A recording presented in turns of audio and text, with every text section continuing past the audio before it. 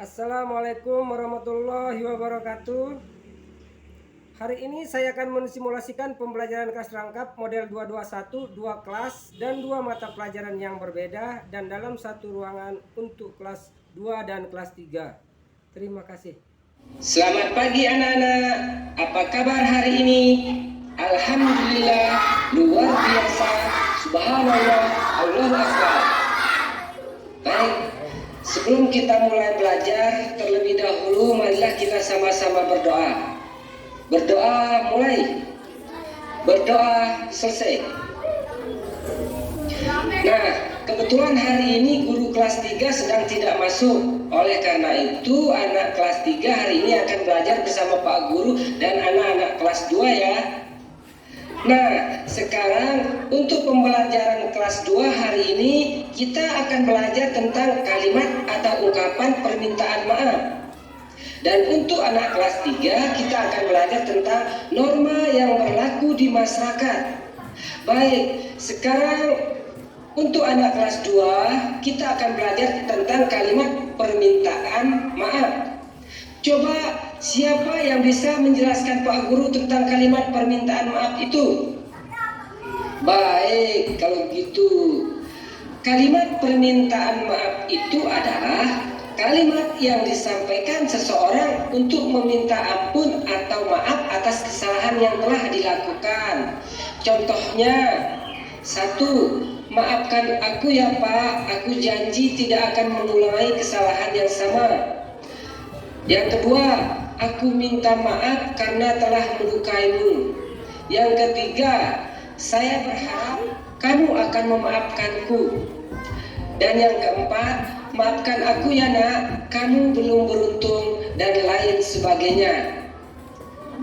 Baik, dari semua penjelasan dan contoh yang Pak Guru sampaikan tadi, ada yang belum mengerti? Baik, semuanya sudah mengerti tentang kalimat permintaan maaf. Nah, coba sekarang untuk anak kelas 2, buka buku halaman 10. Di situ ada soal-soal. Soalnya apa? Kalimat permintaan maaf. Silakan untuk anak kelas 2 dikerjakan ya. Terima kasih.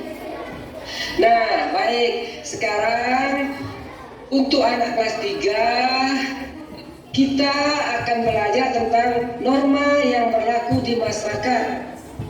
Coba siapa yang bisa menjelaskan apa itu norma? Nah, betul. Jadi norma adalah aturan atau ketentuan yang mengikat warga kelompok dalam masyarakat. Nah, di sini ada beberapa norma yang mengikat dalam masyarakat. Contohnya seperti ada norma agama, norma hukum, norma kesusilaan, dan norma kesopanan. Baik, dari keempat norma yang Pak Guru sebutkan tadi, sekarang Pak Guru jelaskan satu-satu. Yang pertama, ada norma agama. Apa itu norma agama?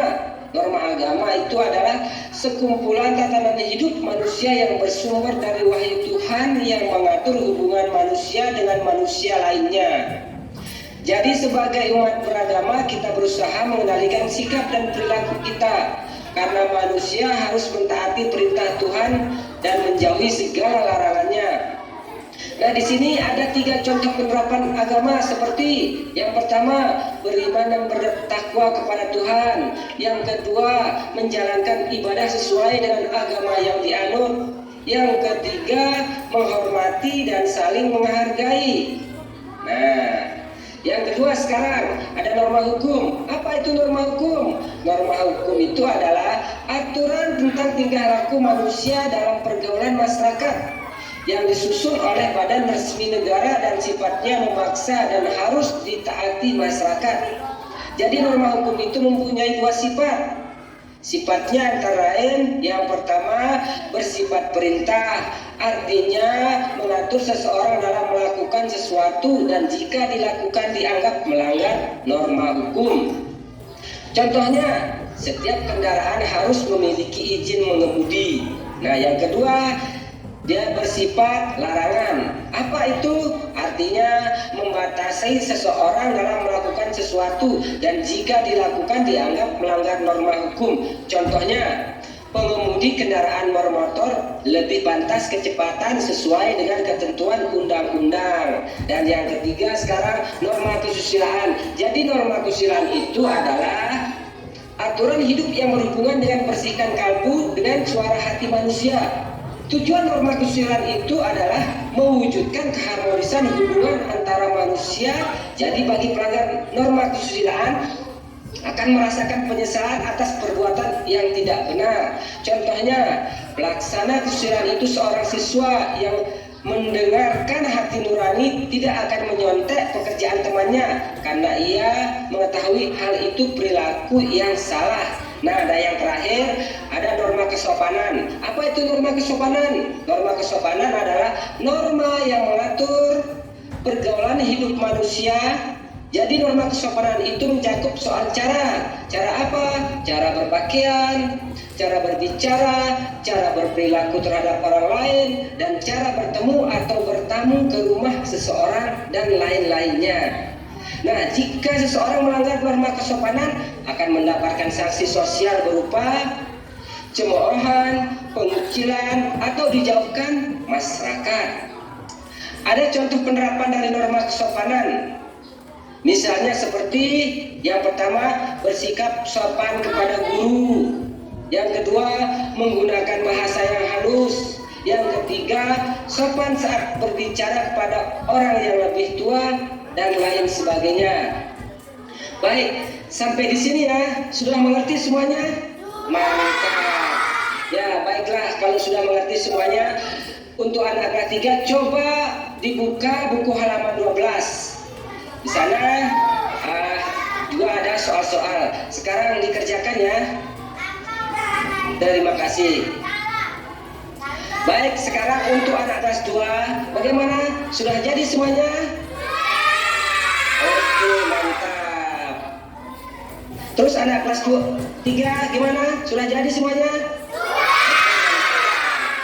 Baiklah, sekarang Pak Guru akan menyimpulkan pembelajaran kita pada pagi hari ini. Tadi Pak Guru sudah menjelaskan anak kelas 2 tentang kalimat permintaan maaf itu. Apa itu kalimat permintaan maaf? Kalimat yang disampaikan seseorang untuk meminta ampun atau maaf atas kesalahan yang telah dilakukan. Contohnya seperti, maafkan aku ya Pak, aku janji tidak akan mengulangi kesalahan yang sama.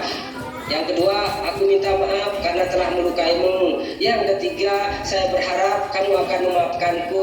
Dan yang keempat, maafkan aku ya nak, kamu belum beruntung, dan lain sebagainya. Dan tadi juga anak kelas 3 sudah Pak Guru menjelaskan tentang norma yang berlaku di masyarakat.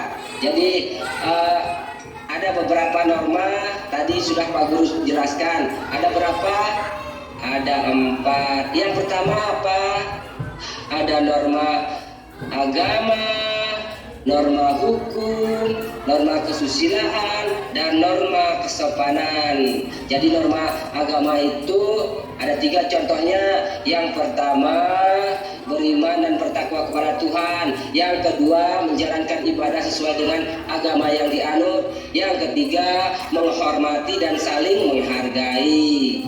Nah, norma hukum itu juga mempunyai sifat. Yang pertama, dia bersifat perintah, yang kedua bersifat larangan. Jadi juga ada norma kesusilaan, ada contoh dan seterusnya. Yang terakhir ada norma kesopanan. Nah, di sana juga ada beberapa contohnya, misalnya seperti pertama bersikap sopan kepada guru, yang kedua menggunakan bahasa yang halus, yang ketiga sopan saat berbicara kepada orang yang lebih tua, dan lain sebagainya. Baiklah, Pak Guru akan cukupkan pelajaran kita pada hari ini. Anak kelas 2 nanti di rumah rajin-rajin belajar, kerjakan soalnya, semangat biar apa yang kalian cita-citakan juga bisa tercapai. Begitupun juga anak kelas 3 seperti yang Pak Guru jelaskan tadi. Terima kasih atas semuanya. Kurang lebihnya Pak Guru minta maaf. Kita cukupkan pembelajaran kita pada pagi hari ini dengan sama-sama berdoa. Alhamdulillah Terima kasih. Sekian. Assalamualaikum warahmatullahi wabarakatuh.